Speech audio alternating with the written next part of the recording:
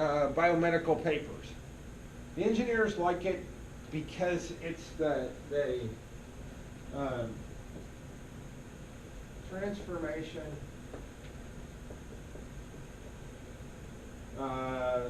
that is closest to normality.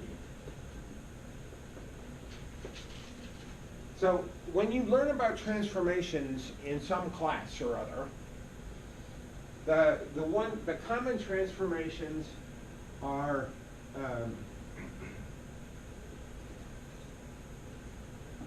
common transformations of variables.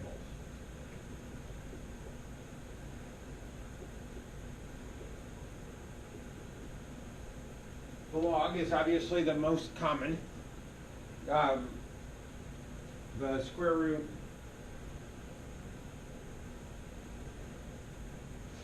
these are all based, by the way, in statistical theory.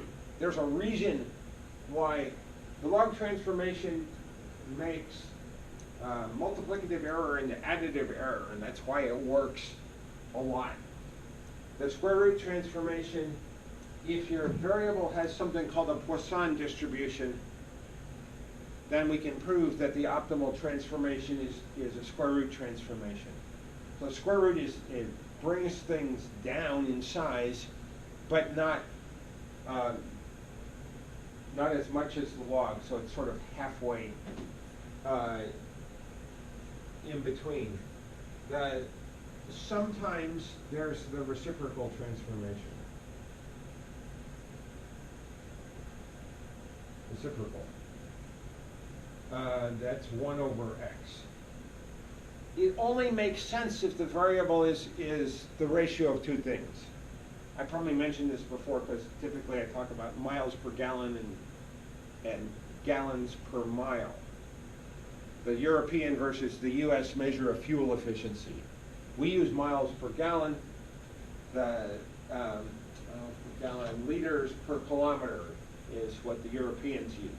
Equally good measures of fuel efficiency. So sometimes a reciprocal transformation makes sense. But if your variable isn't the ratio of two things, then it's typically a bad idea. Because what's an inverse foot? Well, a foot's a measure of distance. 1 over feet is a measure of nothing that doesn't make logical sense. It doesn't mean you can't do the transformation. But there are lots of transformations in between square root and log, and the Box-Cox power transformation says we're going to take x, basically x to the lambda power, where lambda is equal to 1/2 is the square root transformation. Oh, we could square.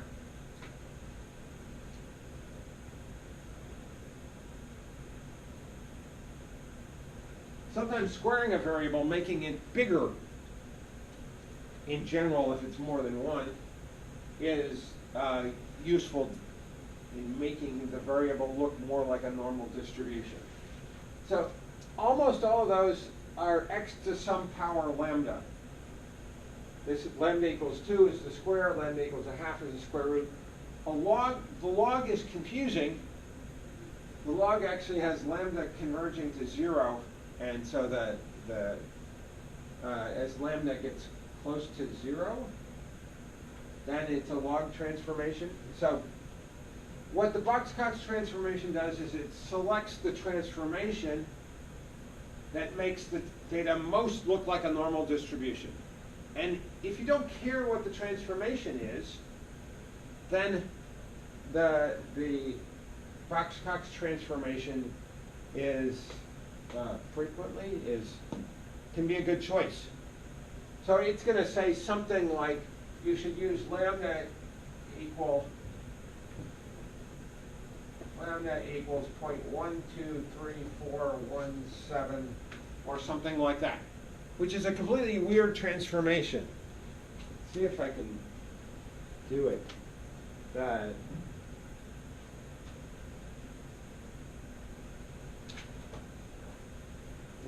be. Because I don't do it in jump I don't do it very often. Anyway, it's the automatically selected transformation that makes your variable the most like a normal distribution. And it can be helpful. If we take let's go here and go columns, add multiple columns, and I'm going to add 3 columns. What do? I hit the X variable. Columns, add multiple columns, 3.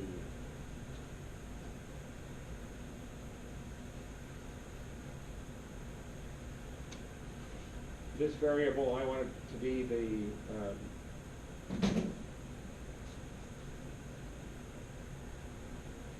so is Fox on this list? Nope.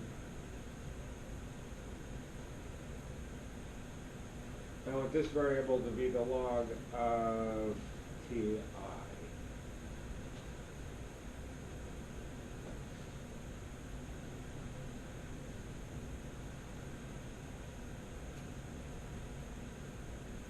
Don't leave the variable name as column1. Unprofessional. The variable is called the log of ti, because that's what it is.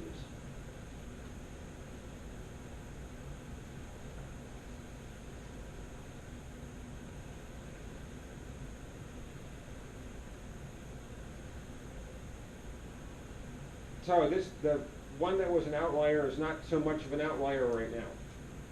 So maybe that'll be, it pulled it in. Not completely. Is it really an outlier? I mean, should we delete it from our data? Not necessarily.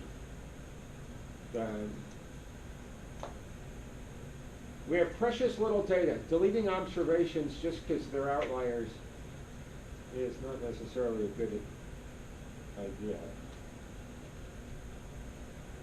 This one's called log u.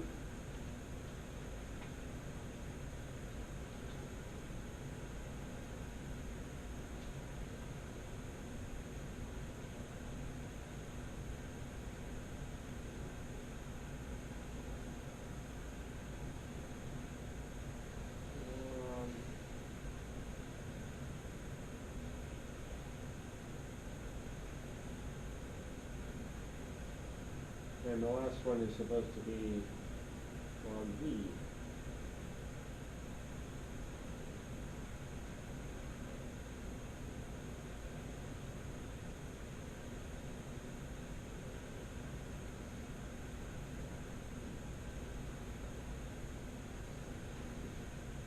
And don't forget to change the name.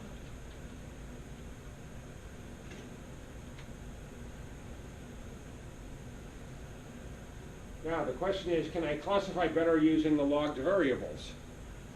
Maybe.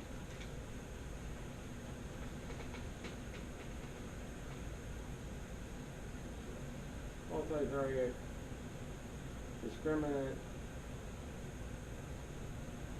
and 3 logged variables, and my origin variable.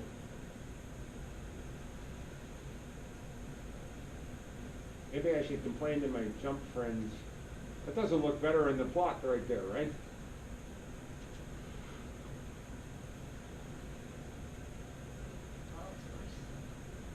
Why did it? All right. Arnie's objecting. Can you see what's wrong? It classified one of my Kentucky ones as Brazil. Didn't I remove all the Brazilian data? There's no Brazilian data in my data set. So now and I actually got worse, right? Taking the log. And I definitely don't like the fact that it can classify something in a category that doesn't exist in my data set. Now I'm going to get annoyed with my jump friends. Say, guys, what's going on here? So, I have to deal with the situation. I got a ridiculous answer, right? I classified a point into something that doesn't actually exist in the data set. First of all, maybe it does exist in the data set. That would be my first guess, is that I did something wrong with my origin variable. It's not there, right? So now jump is doing, and your software will do this sometimes, right? Something is wrong. It gave an answer that doesn't make any sense. So the I do have another data set. File open.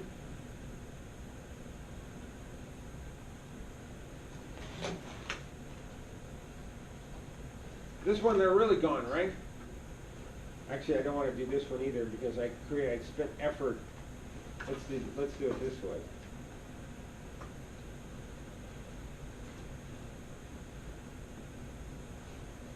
I know how to get rid of them. Now they're gone. Now they're really gone.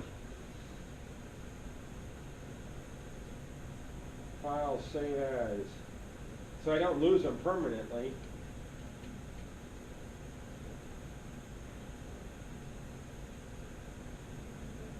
Plus, I don't want to give it the KYUS name because I already used that name. Analyze, fit model.